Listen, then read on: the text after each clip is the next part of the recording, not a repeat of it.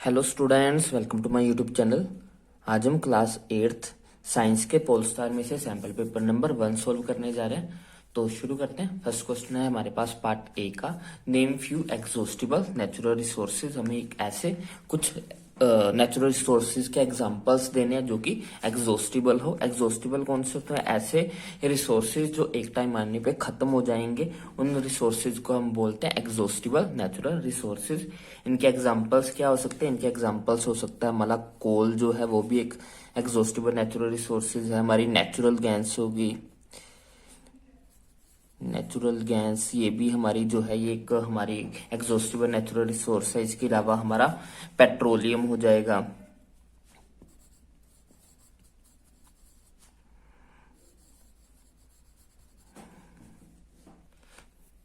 उसके अलावा हमारी वाइल्ड लाइफ हो जाएगी, जंगल की जो दुनिया है वो भी, अगर हम जंगलों को काटते रहेंगे तो वो भी एक टाइम आने पे जो है वो एग्जॉस्ट हो सकती है, खत्म हो सकती है। तो ये कुछ एग्जांपल्स है हमारे एग्जॉस्टिबल नेचुरल रिसोर्सेज के। Coal, natural gas, petroleum and wildlife, ये सभी जो है वो एग्जॉस्टिबल नेचुरल रिसोर्सेज है। हम अगर लगातार इसको मिसयूज करेंगे तो ये एक टाइम आने पे खत्म हो जाएंगे।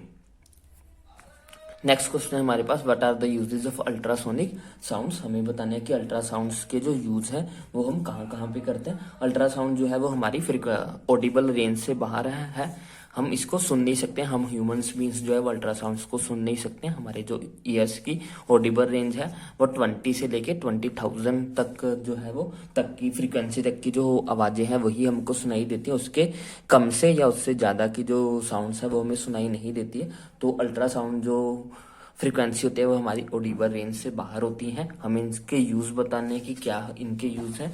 तो what are the usages of ultrasonic sound. इसको कुत्ते जो है वो इसको आसानी से सुन सकते हैं। Dogs can listen the ultrasonic sounds, so to call their dogs people use the ultrasonic sounds. कुत्ते जो है वो अल्ट्रासाउंड्स को जो है वो आसानी से सुन सकते हैं, इसलिए कुछ लोग जो है वो अपने डॉग्स को बुलाने के लिए जो है वो अल्ट्रासाउंड्स आवाजों को यूज करते हैं। इसके अलावा जो हमारे मेडिकल पर्पस है उसमें भी काफी इसके यूज है। इसका यूज हम इंटरनल बॉडीज की पिक्चर इमेजिंग करने के लिए जो है वो यूज करते हैं। In medical science ultrasonic are use for forming the image of the internal organ of the body. हमारी बॉडी के अंदर के जो ऑर्गन्स है उनकी इमेज बनाने के लिए जो है वो हम अल्ट्रासाउंड्स का यूज करते हैं। अल्ट्रासोनिक मशीन्स होती हैं जो कि हमारे बॉडी की इमेजिंग करते हैं, जैसे कि जो सीटी स्कैन वगैरह होते हैं उसमें जो है वो हमारी अल्ट्रासाउंड वेव्स ही जो है वो यूज होती हैं। उसकी हेल्प से जो है वो हमारी बॉडी की इमेजिंग की जाती है, हमारे अंदर के ऑर्गन्स की इमेज तैयार की जाती है, ताकि जिससे हमें पता लगता है कि हमारे अंदर इंटरनल ऑर्गन में कोई प्रॉब्लम है या नहीं है। तो ये यूज है हमारे अल्ट्रासोनिक। इसके अलावा जो हमारे प्रेगनेंसी के केस में जो बेबीज को डिटेक्ट करने के लिए, बेबीज की हेल्थ चेक करने के लिए भी जो है वो हम अल्ट्रासाउंड्स का ही यूज करते हैं। नेक्स्ट क्वेश्चन है question number 3, name 3 liquids which can listed in the manner shown in the figure may cause the magnetic needle to deflect। हमें बोला कि हम ऐसे इसमें कौन कौन से 3 लिक्विड डालेंगे जिसके कारण जो हमारी मैग्नेटिक नीडल है वो डिफ्लेक्ट करेगी। मैग्नेटिक नीडल कब डिफ्लेक्ट करेगी? जब इसमें से इन वायर में से करंट पास करेगा। मीन्स कि हमें यहाँ पे ऐसा लिक्विड चाहिए जो कि कंडक्टिंग नेचर का हो, मीन्स की जो कि करंट को कंडक्ट कर सके। तो ऐसी कौन कौन सी चीजें हो सकते हैं? या तो हम इसमें बेस डाल सकते हैं, या हम इसमें एसिड डाल सकते हैं, या फिर हम इसमें कोई सोल्ट डाल सकते हैं। तो ये तीनों ही हमारी लिक्विड्स हैं जो कि लिक्विड सॉल्यूशन, सोल्ट सॉल्यूशन डाल सकते हैं हम इसमें, जो कि हमारा कंडक्ट करेगा इलेक्ट्रिसिटी को। तो ये हमारा आंसर हो जाएगा बेस, एसिड, सोल्ट सॉल्यूशन, या फिर एसिडुलेटेड वाटर भी लिख सकते हो यहाँ पे एक एग्जाम्पल के तौर पे। नेक्स्ट है हमारे पास, in which part of the sky and at what time of the year are the following constellations seen. तो ये क्वेश्चन शायद इनकरेक्ट है। इसमें ये पूछना चाहते हैं कि अलग अलग कॉन्स्टलेशंस के नाम बताए होंगे, जैसे कि ओरायन होगी हमारी, और ग्रेट बियर होगी, उर्सा मेजर होगी। ये हमें स्काई के कौन से पार्ट में और साल के किस टाइम हमें जो है वो नजर आती है वो हमें बताना है। तो हम ओरायन का बता सकते हैं कि ओरायन जो होती है वो हमारी समर, ओरायन जो है वो हमें विंटर में दिखाई देती है, विंटर में दिखाई देती है। और ये हमें जो है वो जो उसके अलावा जो हमारी ग्रेट बियर है, ग्रेट बियर, या फिर जो हमारी उर्सा मेजर है वो हमें हमारी समर में नजर आती है। Next question, question number part B का first question, manufacturing synthetic fibre is actually helping conservation of forest. Comment ये बता रहे हैं कि अगर हम सिंथेटिक फाइबर बना रहे हैं तो इससे हमें जंगलों को बचा के रखने में जो है वो हेल्प मिलेगी। उसके ऊपर हमें कमेंट करना है। तो ये स्टेटमेंट बिल्कुल सही है। अगर हम फाइबर्स को लैब में बनाएंगे, हमें पता है कि सिंथेटिक फाइबर्स जो होता है वो मैन मेड फाइबर्स होते हैं।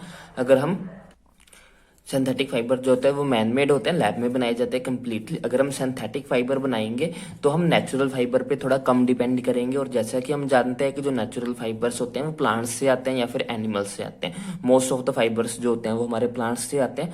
अगर हम नेचुरल फाइबर्स पे ज़्यादा डिपेंड करेंगे तो इनडायरेक्टली हम प्लांट्स पे ज़्यादा डिपेंड करेंगे। अगर हमें फाइबर चाहिए तो हमें प्लांट्स को काटना पड़ेगा, तभी हमें जो है वो फाइबर्स मिलेंगे। तो अगर हम नेचुरल फाइबर से शिफ्ट होंगे सिंथेटिक फाइबर की तरफ तो हमारी नेचुरल फाइबर पे जो डिपेंडेंसी है वो कम हो जाएगी। अगर हम नेचुरल फाइबर्स पे कम डिपेंड करेंगे तो हमें ऑब्वियस जो है वो हमें पेड़ भी कम काटने पड़ेंगे। और अगर हम पेड़ कम काटेंगे तो मीन्स कि हम फॉरेस्ट को कंजर्व करके रख पाएंगे।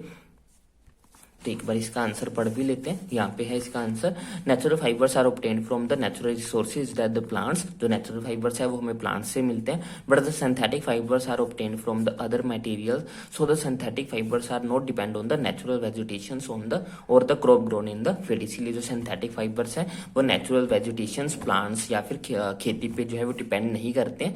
दस manufacturing synthetic fibres actually helps conservation of forest. इसीलिए हम कह सकते हैं कि अगर हम सिंथेटिक फाइबर बना रहे हैं तो हम जंगलों को कंजर्व करके रख पाएंगे, क्योंकि सिंथेटिक फाइबर जो होते हैं वो नेचुरल वेजिटेशन पे डिपेंड नहीं करते हैं, उनको हम कंप्लीटली लैब के अंदर बनाते हैं। नेक्स्ट है हमारे पास, the sound of a mosquito is produced when it vibrate its wings at an average of 500 vibrations per second. Find the time period of the vibrations। हमें जो है वो इसका टाइम पीरियड जो है वो पता करना है। हमें पता है कि टाइम पीरियड का फॉर्मूला होता है टाइम इज इक्वल टू होता है हमारे पास 1/फ्रीक्वेंसी। और हमें यहाँ पे फ्रीक्वेंसी गिवन है जो कि है हमारे पास 500। तो आप लिखोगे कि frequency of the mosquitoes is 500 vibrations पर सेकंड, ये उसकी फ्रीक्वेंसी है। तो टाइम पीरियड हो जाएगा 1/फ्रीक्वेंसी, मीन्स की हो जाएगा 1/500। 1 को अगर आप 500 से डिवाइड करोगे तो आपका आंसर आ जाएगा। इसको सिंपली डिवाइड कर सकते हैं, जैसे हमारे पास है 1/500, इसको आप लिख सकते हैं 1/5 इंटू 100। 500 को ऐसे लिखा जा सकता है 5 इंटू 100। अब 1 को जो है वो आप डिवाइड कर दीजिए 5 के साथ। अगर हम 1 को 5 के साथ डिवाइड करेंगे तो हमारे पास आएगा 0.2, क्योंकि यहाँ पे 10 लगाना पड़ेगा। तो हमारा आंसर आ जाएगा 0.2। नीचे डिवाइड में 100 ऐसे ही रह जाएगा। अब हमें नीचे जब जीरोज होते हैं तो उसको हम डेसिमल में कन्वर्ट करते हैं। तो नीचे जितनी जीरोज हैं उतना डिजिट छोड़ के हमें जो है वो पॉइंट लगाना होता है। तो पहले हम ये वाला पॉइंट भी हटा लेते हैं, तो नीचे एक जीरो और आ जाएगी, ये हो जाएगा 1/1000। अब देख लो नीचे 3 जीरोज हैं तो तीन डिजिट छोड़ के हमें पॉइंट लगाना है। ये हो जाएगा 1 2 3, यहाँ पे हमारा पॉइंट हो जाएगा। तो टाइम पीरियड हो जाएगा 0.002 सेकेंड, ये टाइम पीरियड हो जाएगा हमारा। नेक्स्ट क्वेश्चन है हमारा, Sometimes a crackling sound is heard while taking off sweaters during the winter. Explain। कई बार हम सर्दियों में जब अपने स्वेटर्स उतारते हैं तो हमें अंदर से जो है वो एक क्रैकलिंग की साउंड जो है वो सुनाई देती है। वो क्यों सुनाई देती है उसको एक्सप्लेन करने के लिए बोला इन्होंने। तो इसका आंसर है हमारे पास, woollen clothes get electrically charged when they get rubbed due to rubbing attractions और the repulsion occur between their loose particles which result in the crackling sound. जब हम सर्दियों में ऊनी कपड़े पहनते हैं तो ऊनी कपड़े जब हम पहन के रखते हैं तो वो दिन भर जब तक हमने उसको पहन के रखा होता है तो वो हमारी बॉडी के साथ रब करते रहते हैं। हमने कोई भी कपड़ा पहना हुआ है तो वो सारा दिन हमारी बॉडी के साथ रब करता रहता है। उस रबिंग के कारण जो है उसमें चार्ज आने शुरू हो जाते हैं। हमें पता है कि जब भी दो चीजों को आपस में रब किया जाता है तो उनपे चार्ज आना शुरू हो जाता है। तो जब कपड़ा और हमारी स्किन आपस में रब करते हैं तो उनपे चार्ज आना शुरू हो जाता है और उन चार्जेस के कारण वहां पे जो है वो अट्रैक्शंस बननी शुरू हो जाती हैं या फिर रिपल्शंस बननी शुरू हो जाती है। उन अट्रैक्शंस और रिपल्शंस के कारण ही जो कपड़ों के अंदर लूज पार्टिकल्स होते हैं, लूज पार्टिकल्स का मतलब जो पार्टिकल्स अच्छे से बाउंड नहीं होते, जो इजिली मूव कर पाते हैं, वो जो है वो मूव करने लगते हैं, जिनके कारण उनमें से क्रैकलिंग की साउंड आना शुरू हो जाती है। मेन रीजन यही है कि दिन भर रबिंग के कारण वो चार्ज हो जाते हैं, चार्ज होने के कारण उनमें इंटरेक्शंस होनी शुरू हो जाती है और उन इंटरेक्शंस के कारण जो है वो क्रैकलिंग की साउंड हमें सुनने को मिलती है। नेक्स्ट क्वेश्चन है हमारे पास, डिफाइन द फॉलोइंग टर्म। हमें जो है वो प्लैनेट, सैटेलाइट और पीरियड ऑफ रोटेशन को जो है वो डिफाइन करना है, बताना है कि ये क्या क्या होते हैं। तो सबसे पहले सन के बारे में प्लैनेट के बारे में बात करते हैं। प्लैनेट्स क्या है? प्लैनेट्स एक ऐसी सेलेस्टियल बॉडी है। सेलेस्टियल बॉडीज क्या होती हैं? एटमॉस्फेयर में, आसमान में, स्पेस में जितनी भी बॉडीज मिलती हैं उनको हम जो है वो सेलेस्टियल बॉडीज बोलते हैं। ऐसी सारी सेलेस्टियल बॉडीज जो सन के राउंड चक्कर काटते रहते हैं उनको हम बोलते हैं कि वो प्लैनेट्स हैं। और सैटेलाइट्स क्या है? ऐसी सेलेस्टियल बॉडीज जो किसी प्लैनेट के राउंड जो है वो चक्कर लगाते रहते हैं उनको हम बोलते हैं कि वो सैटेलाइट्स हैं। और पीरियड ऑफ रोटेशन क्या होता है? पीरियड ऑफ रोटेशन होता है कि टाइम जो एक प्लैनेट लेता है अपनी एक्सिस पे पूरी तरह से घूमने के लिए। सभी प्लैनेट जो है वो अपनी एक्सिस पे घूमते रहते हैं। वो टाइम जो एक पूरा प्लैनेट अपनी एक्सिस के राउंड घूमने में लगाता है उसको हम बोलते हैं पीरियड ऑफ रोटेशन। जैसे कि हमारी धरती अपनी एक्सिस पे घूमती है और वो कितना टाइम लेते हैं घूमने में? वो लेती है हमारे 24 घंटे। तो हम उसको बोलेंगे कि हमारी धरती का जो पीरियड ऑफ रोटेशन है वो 24 घंटे है, क्योंकि वो अपनी एक्सिस पे एक चक्कर जो है वो पूरा कर लेती है 24 घंटे पे। अब यहाँ पे पीरियड ऑफ रोटेशन और पीरियड ऑफ रेवोल्यूशन होता है। एक रेवोल्यूशन का मतलब होता है कि प्लैनेट सन के राउंड एक चक्कर लगाता है। वो लगाने में धरती जो है वो 365 दिन लगाती है, तो उसका पीरियड ऑफ रेवोल्यूशन होगा। हमें यहाँ पे पीरियड ऑफ रोटेशन बताना था। पीरियड ऑफ रोटेशन होता है अपनी एक्सिस पे पूरा चक्कर लगाना। तो इसको एक बार हम पढ़ लेते हैं, डेफिनेशन इनकी। सबसे पहले हमारे प्लैनेट की डेफिनेशन है, the celestial bodies which revolve around the sun are called the planet. जैसे कि हमारी मरकरी, वीनस, अर्थ, ये सभी जो है वो हमारे प्लैनेट्स हैं। ऐसी बॉडीज जो कि सन के राउंड चक्कर लगाती है उन सभी बॉडीज को हम प्लैनेट्स बोलते हैं। उसके बाद satellite, the celestial bodies which revolve around the planets are called the satellites. Moon is the satellite of earth, some other bodies also have the satellites. Satellites क्या है? ऐसी सेलेस्टियल बॉडीज जो कि किसी प्लैनेट के राउंड चक्कर लगाती हैं उनको हम बोलते हैं सैटेलाइट्स। जैसे कि मून जो है वो हमारी धरती का नेचुरल सैटेलाइट है। दोनों में फर्क क्या है? प्लैनेट सन के राउंड घूमते हैं, सैटेलाइट प्लैनेट के राउंड घूमती है। पीरियड ऑफ रोटेशन क्या है? Time taken by a planet to complete one rotation on its axis is called the period of rotation. Time जो कि एक प्लैनेट अपनी एक्सिस पे पूरी तरह से घूमने में, एक चक्कर पूरा करने में लगाता है उसको हम बोलते हैं पीरियड ऑफ रोटेशन। जैसे कि हमारी धरती का पीरियड ऑफ रोटेशन है 24 आवर्स। नेक्स्ट है हमारे पास, explain the circumstances leading to the acid rain, how does acid rain affect us. हमें बताना है ऐसी परिस्थितियां जो कि एसिड रेन के आने का कारण बनती हैं और एसिड रेन जो है वो हमारे पे क्या इफेक्ट डालती है उसके बारे में हमें जो है वो बताना है।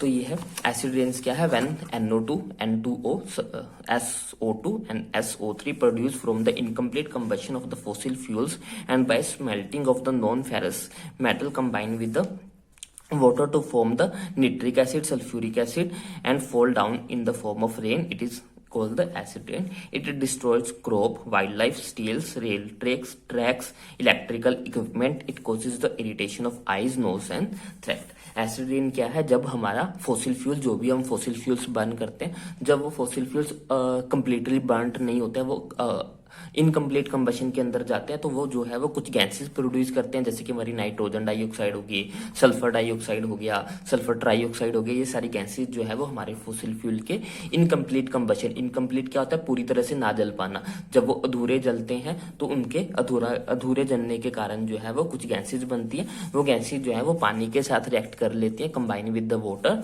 टू फॉर्म, कंबाइन वाटर के साथ कंबाइन करके वो निट्रिक एसिड बनाती है, सल्फ्यूरिक एसिड बनाती है, जो कि बारिश के पानी के साथ वापस धरती पे आ जाता है और इसी प्रोसेस को हम एसिड रेन बोलते हैं। यह क्या करता है? हमारी फसलों को तबाह कर देता है। हमारे जो जंगलों के प्लांट्स वगैरह होते हैं, जंगलों को जो है वो खत्म कर देता है। इसके अलावा ये हमारे जो रेलवे की पटड़ियां होती हैं उनको नुकसान पहुंचाता है, हमारी बिजली की तारों को जो है वो नुकसान पहुंचाता है। इसके अलावा ये हमारी आंखों में इरिटेशन, नोज में इरिटेशन और गले में इरिटेशन का कारण भी जो है वो बनते हैं। नेक्स्ट है हमारे पास, describe how the coal is formed from the dead vegetation, what is this process. पूछ रहे हैं कि कोयला जो है वो डेड वेजिटेशन से कैसे बनता है और इस प्रोसेस को हम क्या बोलते हैं। तो ये क्वेश्चन हम काफी बार कर चुके हैं। About 300 million years ago the forest buried under the soil, आज से लगभग 300 मिलियन साल पहले जो फॉरेस्ट मिट्टी में दब गए थे, they were compressed by the soil deposit and temperature also rose as they sank deeper and deeper. जब वो मिट्टी के नीचे दबे और ज्यादा मिट्टी के नीचे दबते चले गए, वो धीरे धीरे उनके ऊपर मिट्टी की लेयर्स जो है वो बढ़ती चली गई और वो मिट्टी के नीचे दबते चले गए, जिसके कारण वहां पे टेम्परेचर जो है वो राइज होना शुरू हुआ। रोज का मतलब होता है उठना, ये राइज की थर्ड फॉर्म है, मीन्स की जो है वो धीरे धीरे जो है वो टेम्परेचर इंक्रीज होना शुरू हो गया। Due to this high temperature and pressure, coal was formed from the dead vegetation by the process of carbonisation. तो इस हाई टेम्परेचर और हाई प्रेशर के कारण जो ये जो डेड वेजिटेशन थे, मीन्स कि प्लांट्स जो थे ये धीरे धीरे कोयले में कन्वर्ट होने शुरू हो गए और इस प्रोसेस को हम बोलते हैं कार्बनाइजेशन का प्रोसेस। नेक्स्ट है हमारे पास describe the characteristics and the uses of coke. हमें जो कोक की कैरेक्टरिस्टिक्स और यूजेस बताने, तो जो कोक होती है वो हमारे पास एक ब्लैक कलर का सब्सटेंस है, ये पोरस होती है, मीन्स कि इसमें छोटे छोटे छेद होते हैं, ये कार्बन की प्योरेस्ट फॉर्म होती है, इसको हम ग्रेफाइट बनाने के लिए यूज करते हैं, इसको हम कैल्शियम कार्बाइड बनाने के लिए यूज करते हैं, जो आगे एसिटाइलिन बनाने में यूज किया जाता है, इसको हम वाटर गैस और प्रोड्यूसर गैस बनाने में भी यूज करते हैं। इसको जो है हम अलग अलग तरह की मेटल्स को एक्सट्रैक्ट करने के लिए यूज करते हैं। ये जो है वो किसी तरह का धुआं जब ये जलती है, क्योंकि ये प्योर फॉर्म होती है, तो इसके जलने से धुआं नहीं होता, जिसके कारण इसको घरों में एज अ फ्यूल के लिए भी यूज किया जाता है। नेक्स्ट है हमारे पास मेंस्ट्रुएशन एक्सप्लेन। मेंस्ट्रुएशन जो है वो इसको नॉर्मली लैंग्वेज में हम पीरियड्स बोलते हैं। जब गर्ल्स जो है वो एडोलेसेंस की एज में होती हैं, तो उनकी बॉडीज जो है वो रिप्रोड्यूस करने के लिए मैच्योर होने शुरू हो जाती है, और उस मैच्योरिटी के दौरान उनके बॉडी में जो है वो पीरियड्स होने शुरू होते हैं। उन्हीं पीरियड्स को हम जो है वो मेंस्ट्रुएशन के नाम से जानते हैं। Menstruation is the rhythmic change in the uterus which occurs about the 28 days throughout the reproductive cycle of the woman aspect the pregnancy is called the menstrual cycle। जो हमारी फीमेल्स होती हैं उनकी बॉडीज में जो है वो हर 28 डेज में जो है वो चेंजेस होते रहते हैं। उनके जो यूट्रस है वो फर्टिलाइज एग को कैरी करने के लिए जो अपने आप को तैयार करता है, और ये जो तैयारी होती है, ये जो चेंजेस होते हैं वो पूरी लाइफ टाइम चलते रहते हैं, जब तक कि वो रिप्रोड्यूस करने के लिए जो कैपेबल रहती हैं, तब तक जो है वो उनकी बॉडी में ये चेंजेस होते रहते हैं। ये चेंजेस जो है वो प्रेगनेंसी के टाइम पे नहीं होते, प्रेगनेंसी के टाइम ये बंद हो जाते हैं, और इन्हीं चेंजेस को हम मेंस्ट्रुअल साइकिल बोलते हैं। तो female sex hormones initiate the thickening of the uterus wall for the implantation of the fertilise ovum. जो फीमेल सेक्स हार्मोन्स होते हैं वो यूट्रस के इनर वॉल्स को फर्टिलाइज एग को कैरी करने के लिए जो वो तैयार करते हैं। जब फर्टिलाइज एग यूट्रस में एंटर करता है तो यूट्रस को उसको पकड़ना होता है, और उसको पकड़ने के लिए उसको अपने आप को तैयार करना पड़ता है। तो हर 28 डेज पे जो यूट्रस है वो अपने आप को तैयार करना शुरू कर देता है, क्योंकि उसको नहीं पता होता कि फर्टिलाइज एग कब आना है कब नहीं आना है, तो इसलिए वो पहले से अपने आप को तैयार करके रखता है। अगर तो फर्टिलाइज एग उसको मिल जाता है तो वो प्रेगनेंसी की स्टेज की तरफ जो है वो प्रोसीड करता है। अगर उसको फर्टिलाइज एग नहीं मिलता है तो वो अपने आप को डिस्ट्रॉय कर लेता है, अपने आप को खत्म कर लेता है, और वही ब्लड जो है वो फीमेल्स के पीरियड्स के टाइम पे बाहर आता है। If the ovum is not fertilized, the lining is broken down and discharged from the body। अगर उसको एग जो है वो नहीं मिलता है तो जो ये यूट्रस ने जितनी भी तैयारी की होती है वो सारा का सारा जो है वो डिस्चार्ज हो जाता है, मीन्स कि वो सारा का सारा ब्लड जो है बॉडी से बाहर आ जाता है। इसी को हम मेंस्ट्रुएशन बोलते हैं। Normally the menstrual cycle start at the age of 10 to 14। ये 10 से 14 साल की एज में शुरू हो जाता है, और ये 45 से 50 की एज में बंद हो जाता है, जिसको हम मेनोपॉज बोलते हैं। जब किसी फीमेल के अंदर लास्ट टाइम मेंस्ट्रुअल साइकिल आता है, मीन्स कि लास्ट टाइम उनको पीरियड आता है, तो उस प्रोसेस को हम मेनोपॉज बोलते हैं। उसके बाद जो उनकी बॉडीज होती है वो कभी भी जो है वो रिप्रोड्यूस करने के लिए, मीन्स कि प्रेग्नेंट होने के लिए कैपेबल नहीं होती। उसके बाद उनमें कभी भी प्रेगनेंसी की स्टेज नहीं आती है। उसके बाद है हमारे पास list the changes in the body that takes place at the puberty. Puberty के दौरान क्या क्या चेंजेस आते हैं, तो गर्ल्स और बॉयज में अलग अलग चेंजेस आते हैं पबर्टी के दौरान। तो बॉयज में क्या क्या चेंजेस होते हैं, उनकी हाइट जो है वो इंक्रीज होनी शुरू हो जाती है, उनके लातों और बाजुओं की जो हड्डियां होती है वो लंबी होनी शुरू हो जाती है, जिनके कारण उनकी हाइट जो है वो इंक्रीज हो जाती है। उनके शोल्डर्स जो है, उनके जो कंधे हैं वो चौड़े होने शुरू हो जाते हैं, उनकी छाती भी चौड़ी हो जाती है। उनकी बॉडी में जो मसल्स हैं वो ज़्यादा तेजी से ग्रो करने शुरू कर देते हैं। उनकी वॉइस जो है वो काफ़ी भारी होनी शुरू हो जाती है। उनका एडम्स एप्पल हमारे गले में होता है। गले में से जो एडम्स एप्पल है वो आसानी से देखा जा सकता है। जितना बड़ा एडम्स एप्पल होता है उतनी ही ज़्यादा उसकी आवाज़ भारी होती है मेल की। उनको फेस पे जो है वो एक्ने और पिंपल्स की प्रॉब्लम होनी शुरू हो जाती है, क्योंकि जो उनकी स्वेट ग्लैंड्स होती हैं या फिर स्पेसियस ग्लैंड्स होते हैं वो ज़्यादा मात्रा में जो पसीना या फिर ऑयल है वो ज़्यादा रिलीज करते हैं, जिसके कारण उनको पिंपल्स की प्रॉब्लम रहती है। उनके जो सेक्स ऑर्गन्स होते हैं जैसे कि टेस्टिस हो गया, पीनस हो गया, वो पूरी तरह से डेवलप हो जाते हैं, मीन्स कि वो रिप्रोड्यूस करने के लिए तैयार हो जाते हैं। उनकी बॉडी पे बाल आने शुरू हो जाते हैं। गर्ल्स में भी चेंजेस सेम ही होते हैं, उनकी जो हाइट है वो इंक्रीज होनी शुरू हो जाती है, लेकिन बॉयज के कंपैरिजन में वो इंक्रीज थोड़ा कम होता है। उनके जो कमर के नीचे का पार्ट होता है वो चौड़ा होना शुरू हो जाता है। उनका जो एडम्स एप्पल होता है वो ज़्यादा विजिबल नहीं होता, इसीलिए उनकी आवाज़ जो होती है वो थोड़ी पतली ही रहती है। बॉयज़ की तरह लड़कियों को भी जो है वो पिंपल्स होने शुरू हो जाते हैं फेस पे। बॉयज़ की तरह जो फीमेल्स है उनकी भी सेक्स हार्मोन्स जो है, सेक्स ऑर्गन्स जो है जैसे कि ओवरीज हो गया, एग्स हो गए, ये मैच्योर होना शुरू हो जाते हैं। उनकी ब्रेस्ट जो है वो डेवलप होना शुरू हो जाते हैं। उनको भी बॉडी पे जो है वो हेयर्स आने शुरू हो जाते हैं। तो ये सारे चेंजेस होते हैं गर्ल्स और बॉयज़ के अंदर पुबर्टी के दौरान।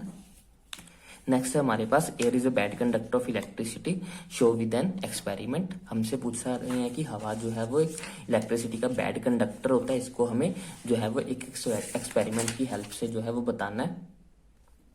तो हम इसे इजीली जो है बता सकते हैं, जैसे कि अगर हम यही सेटअप ले और इसमें जो लिक्विड है उसको हटा दे, तो हम देखते हैं कि जो हमारा ना ही बल्ब ग्लो करता है, और अगर यहाँ पे हम मैग्नेटिक नीडल लगाएंगे तो वो भी डिफ्लेक्ट नहीं करेगी। डिफ्लेक्ट क्यों नहीं करेंगे? क्योंकि करंट फ्लो नहीं करेगा। अब हम यहाँ पे करंट फ्लो की बात क्यों कर रहे हैं? क्योंकि जब ये दो एंड्स हैं, यहाँ पे पानी नहीं है, लिक्विड नहीं है, कुछ भी नहीं है, बट यहाँ पे एयर तो प्रेजेंट है। एयर ने इन दोनों एंड्स के बीच में एयर प्रेजेंट है, लेकिन हवा के कारण जो करंट है वो फिर भी आगे नहीं बढ़ रहा, जो इस बात का इंडिकेशन दे रहा है कि जो एयर है वो बैड कंडक्टर होती है इलेक्ट्रिसिटी का, उसमें से जो करंट है वो पास नहीं होता है। अगर पास होता तो ये बिना जोड़े भी आपस में, जब हमने दो वायर्स को आपस में ऐसे अलग अलग किया हुआ है, बिना उनको जोड़े हुए भी जो है करंट पास हो जाता है, क्योंकि उनके बीच में एयर तो प्रेजेंट है ही, एयर तो हर जगह पे है, लेकिन ऐसा नहीं होता है, करंट पास नहीं होता, जो कि हमें ये बताता है कि जो एयर है वो बैड कंडक्टर है इलेक्ट्रिसिटी का।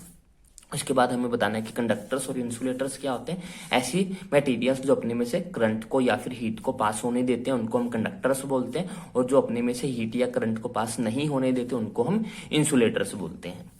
तो इसके साथ ही हमारा जो सेकंड सैंपल पेपर है वो पूरा होता है। आई होप आपको ये समझ में आया होगा। अगर आपको कोई भी डाउट हो तो आप कमेंट सेक्शन में लिख सकते हो। अगर आपको वीडियो पसंद आई हो तो इसे लाइक करें, शेयर करें, चैनल को सब्सक्राइब करें। Thanks for watching, bye bye, take care.